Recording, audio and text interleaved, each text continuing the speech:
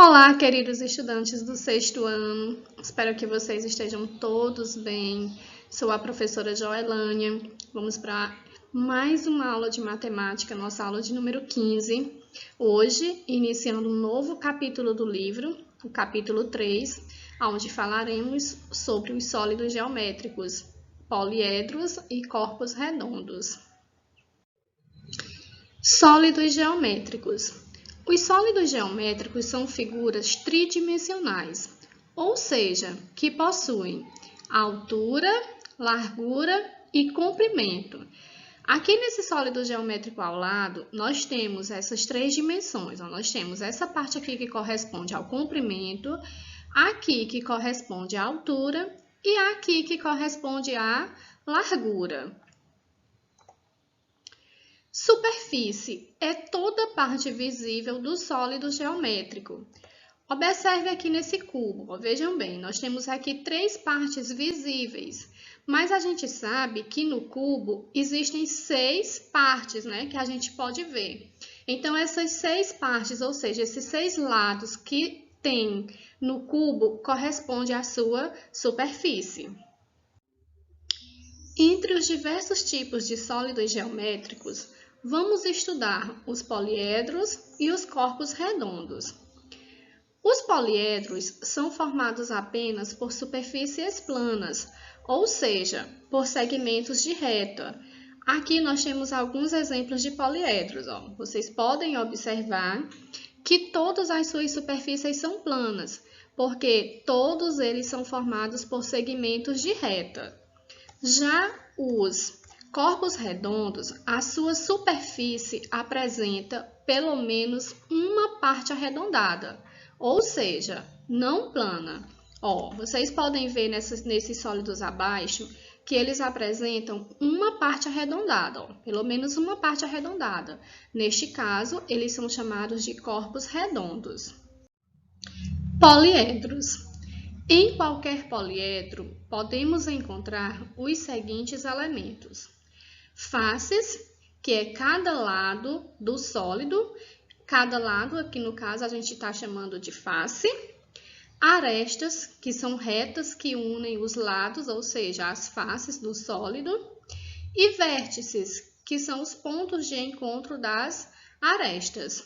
Aqui ao lado, nós temos o quê? Nós temos um cubo, onde um de seus lados está pintado. Então, esse lado aqui, ele é chamado de face.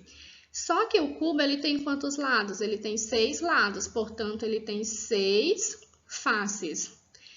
Aqui ao lado, nós temos essa parte verde aqui, que está indicando a aresta. Ou seja, cada linha que forma esse cubo aqui, cada linha reta, cada segmento de reta, é chamado de aresta. E nesse cubo abaixo está marcado esses cantinhos, que são os pontos de encontro das arestas, que são chamados de vértice. Nesse cubo está marcado apenas 3 cantinhos, apenas 3 vértices, mas a gente sabe que ele tem 8, porque ele tem 4 vértices em cima e 4 vértices embaixo. Observe no quadro a seguir a quantidade de faces, de vértices e de arestas de alguns poliedros. Aqui nós temos os poliedros e aqui nós temos o número de faces, o número de arestas e o número de vértices. Esse primeiro poliedro, ele é uma pirâmide de base quadrangular. Número de faces, vejam bem, nós temos aqui embaixo uma face, que ela também é chamada de base, é o que a gente chama de base. E nós temos 4 faces laterais, então nós temos 5 faces. O número de arestas, que no caso são essas linhas aqui, Nós temos 4 linhas aqui na lateral e 4 linhas na base abaixo. Então, 4 mais 4, nós temos 8 arestas. Número de vértice, que são esses cantinhos da figura. Nós temos 4 vértices embaixo e 1 em cima. Então, nós temos um total de 5 vértices. No poliedro ao lado, agora nós temos um prisma de base pentagonal. Então, o número de faces, nós temos uma face em cima, uma abaixo, que elas também são chamadas de bases, E nós temos 5 faces laterais. Então, 5 com a de cima e com a de baixo, então nós temos 7 faces. O número de arestas, ó, que são essas linhas, nós temos 5 arestas em cima, nós temos 5 embaixo também, já formam 10, e nós temos 5 na lateral. Neste caso, nós temos 15 arestas. O número de vértices são os cantos, então, ó, nós temos 1, 2, 3, 4, 5. Se nós temos 5 embaixo, nós também vamos ter 5 vértices em cima. Então, somando, nós temos 10 vértices. Aqui, nós temos um cubo. O número de faces, nós temos o quê? Nós temos 4 faces laterais e nós temos a face de cima e a face de baixo, que são chamadas de bases. Então, neste caso, nós temos 6 faces. O número de arestas, que são as linhas, ó, nós temos 4 arestas em cima, então também vamos ter 4 embaixo e 4 na lateral. Neste caso, quando a gente soma 4 em cima com 4 de baixo, 8 com 4 da lateral, então nós temos 12 arestas. O número de vértices, que são os cantinhos, ó, o ponto de encontro de 2 arestas. Então, neste caso, nós temos 4 vértices em cima e 4 vértices embaixo. Então, nós temos 8 vértices. Relação de Euler. A relação de Euler é uma importante ferramenta para relacionar o número de vértices, arestas e faces de um poliedro convexo. Assim, temos que V, que é o número de vértices, mais F, que é o número de faces, é igual a A, que é o número de arestas, mais 2.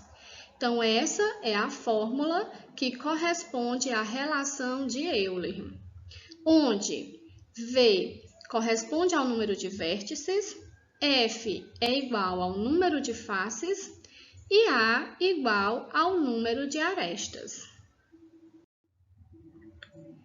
Exemplo, verificar a relação de Euler para o cubo. Então, aqui nós temos um cubo, onde está sendo identificada a face, o vértice e a aresta. Então, nós temos que saber quantos vértices, quantas faces e quantas arestas para poder aplicar na sua fórmula matemática. Então, analisando a figura, temos que vértices são esses cantinhos da figura, que são os pontos de encontros de 2 ou mais arestas. Então, nós temos 8 vértices, porque nós temos 4 em cima e 4 embaixo. 8 vértices. Faces, que é cada lado da figura. Então, nós temos 4 faces laterais, uma em cima e uma embaixo. Então, nós temos 6 faces. E arestas, que são essas linhas retas, ó. Esses segmentos de reta que formam a figura são as arestas. Então, nós temos 4 em cima, 4 na lateral e 4 embaixo. Então, somando, nós temos 12 arestas. Aplicando na fórmula matemática, vamos substituir. Então, o número de vértice é 8, mais o número de faces, 6, que é igual a arestas, que a gente já fez, ó, tem 12 arestas, mais 2. 8 mais 6 é igual a 14, que é igual a 2 mais 12, que também é igual a 14. Então, para a gente verificar pela fórmula, pela relação de Euler, essa igualdade aqui sempre tem que ser verdadeira. Prismas e pirâmides. Então, primeiramente, nós vamos falar dos prismas, que são poliedros que possuem 2 bases, que são polígonos iguais. Essas bases são ligadas por paralelogramos que chamamos faces laterais. Observem aqui abaixo. As faces rachuradas são chamadas de bases e as demais faces laterais. Aqui nós temos um prisma de base quadrangular. Então, essa face de cima e essa face aqui abaixo, elas são chamadas de bases. E essas aqui são chamadas de faces laterais. Da mesma forma aqui, ó, nós temos um prisma de base triangular. Então, essa face aqui de cima e essa aqui de baixo, elas são chamadas de bases. E elas são iguais, elas sempre são iguais. Essas aqui, que ficam na lateral, são chamadas de faces laterais. Falando agora das pirâmides.